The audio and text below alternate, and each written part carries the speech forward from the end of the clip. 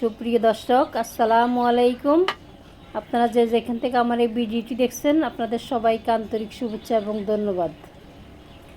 আজ আমি আপনাদের জন্য আরেকটি নতুন রেসিপি নিয়ে আসছি। আমার আজকের রেসিপি চিকেন স্যুপ। খুবই সুস্বাদু এবং মজাদার এই চিকেন স্যুপ সকাল বিকালের নাস্তার সাথে আপনারা এই চিকেন স্যুপ রাখতে পারেন। আশা করি ভিডিওটি আপনাদের ভালো লাগবে। আর ভালো লাগলে আমার চ্যানেলটি অবশ্যই লাইক, কমেন্ট এবং সাবস্ক্রাইব করবেন। চলুন তাহলে দেখি আমার আজকের রেসিপি। প্রথমে আমি 4 পিস পাউরুটি নিয়েছি এবং পাউরুটির চারপাশ একটা ছুরি দিয়ে কেটে নেব।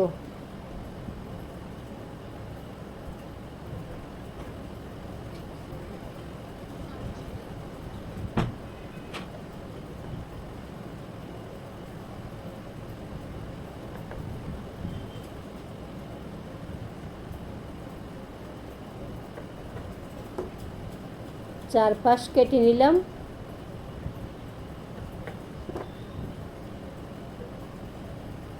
দেখেন কিভাবে কেটে নিয়েছি।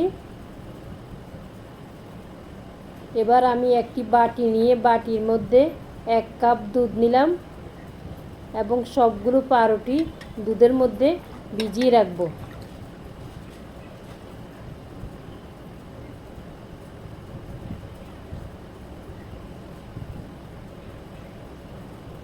সবগুলো পাউরুটি দুধের মধ্যে ভালো করে ভিজিয়ে রেখে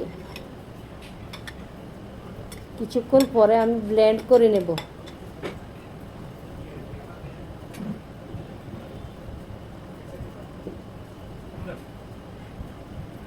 দেখেন একটা ব্লেন্ডারের জগ নিয়ে ব্লেন্ড করে নিয়েছি।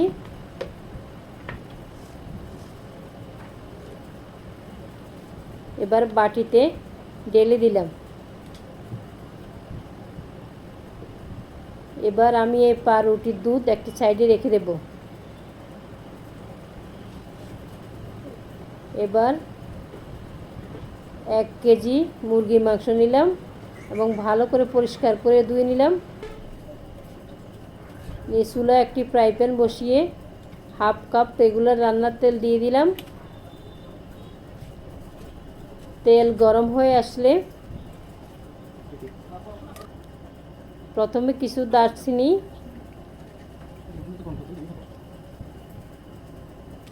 কিছু এলাচ,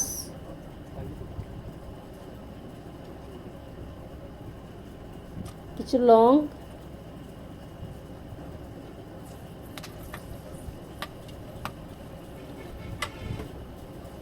দিয়ে হালকা একটু ভালো করে ভেজে নেব।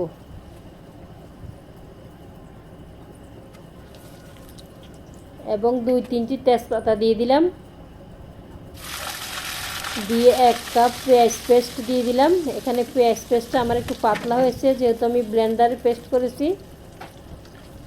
দিয়ে এবার ভালো করে মশলার সাথে মিশিয়ে ভেজে নেব এবং 7-8টি কাঁচামরিচ কেটে দিয়েছি।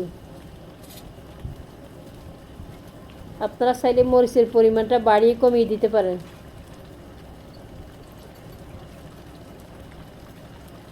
হাফ চা চামচ গোলমরিচের গুঁড়া দিয়ে দিলাম।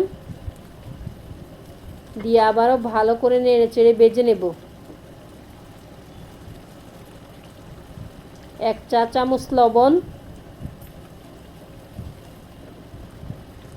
দিয়ে আবারও ভালো করে নেড়ে চেড়ে ভেজে নিলাম এবং 2 চা চামচ রসুন বাটা,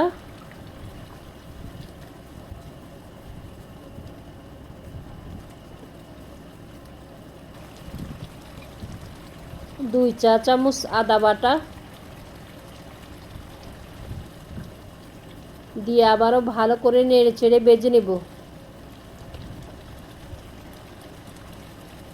কিছুক্ষণ এভাবে ভেজে নিয়ে এবার আমি চিকেন পিসগুলো দিয়ে দিলাম।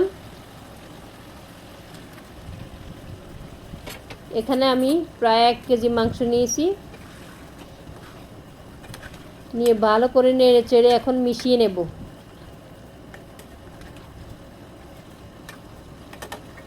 ভালো করে নেড়ে চেড়ে মিশিয়ে নিলাম। এভাবে প্রায় 4-5 মিনিটের মতো ভালো করে নেড়ে চেড়ে মিশিয়ে নেব।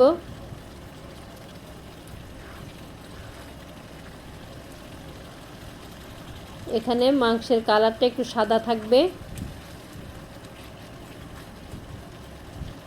এখানে আমি কোনো হলুদ ব্যবহার করব না, কোনো মরিচ ব্যবহার করব না। এবার একটি ঢাকনা দিয়ে দিলাম, দিয়ে কিছুক্ষণ পর ঢাকনা উঠিয়ে নিয়ে আবারও ভালো করে নেড়ে চেড়ে কষিয়ে নেব। কিছুক্ষণ কষিয়ে নিয়ে 2 টেবিল চামচ টক দই দিয়ে দিলাম।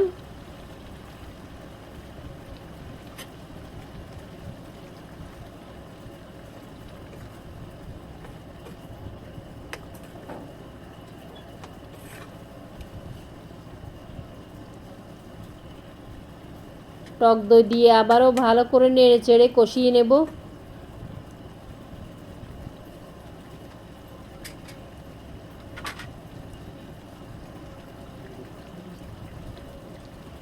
কিছুক্ষণ কষিয়ে নিয়ে 1 কাপ দুধ দিয়ে দিলাম।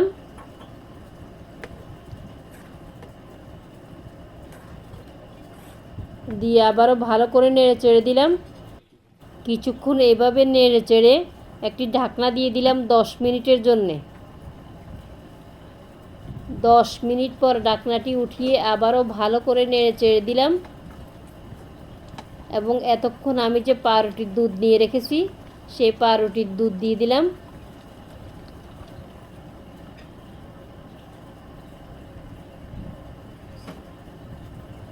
দিয়ে আবারও ভালো করে নেড়ে চেড়ে দিলাম। এখানে পাউরুটির দুধ দেওয়ার পর আপনাকে অনবরত নাড়তে হবে, না হয় নিচে লেগে যেতে পারে। এভাবে আরও কিছুক্ষণ নেড়ে চেড়ে চুলার আঁচ কমিয়ে রেখে 5 মিনিটের জন্য একটি ঢাকনা দিয়ে দিলাম। 5 মিনিট পর ঢাকনাটি উঠিয়ে আবারও ভালো করে নেড়ে চেড়ে দিলাম এবং চুলার আঁচ বাড়িয়ে দিলাম। দিয়ে এভাবে আরও 4-5 মিনিটের মতো ভালো করে নেড়ে চেড়ে রান্না করে নিলাম। চিকেন স্যুপের গ্রেভিটা চাইলে আপনারা ঘন করে নিতে পারেন, আবার পাতলাও করতে পারেন, সেটা আপনাদের ইচ্ছে অনুযায়ী। তবে চিকেন স্যুপ রুটি পরোটা দিয়ে খেতে চাইলে আপনি গ্রেভিটা একটু পাতলা করে নিলে সবচেয়ে ভালো হয়। এভাবে আমি প্রায় 4-5 মিনিটের মতো রান্না করে নিলাম। এখন 10-12টি কাঁচামরিচ দিয়ে দিলাম। এই কাঁচামরিচটি আমি সম্পূর্ণ সুন্দরের জন্য দিয়েছি এবং 1 চা চামচ বাটার দিয়ে দিলাম। দিয়ে আবারও ভালো করে নেড়ে চেড়ে মিশিয়ে নেব। এভাবে কিছুক্ষণ নেড়ে চেড়ে একটি ঢাকনা দিয়ে দিব 5 মিনিটের জন্য চুলার আঁচ কমিয়ে রেখে। 5 মিনিট পর ঢাকনাটি উঠিয়ে নিলাম। দেখেন হয়ে গেল আমার চিকেন স্যুপ রান্না। খুবই সুন্দর একটা কালার আসছে, একেবারে অসাধারণ। দেখতে যেমন সুন্দর, খেতেও তেমনি মজা। এবার আমি পরিবেশনের জন্য একটি বাটি নিয়ে নিলাম এবং বাটিতে কিছু স্যুপ ঢেলে দিলাম। দেখেন একেবারে অসাধারণ কালার। আশা করি আপনারা যে যেখানে আছেন সবাই ভালো থাকবেন। আবারও দেখা হবে।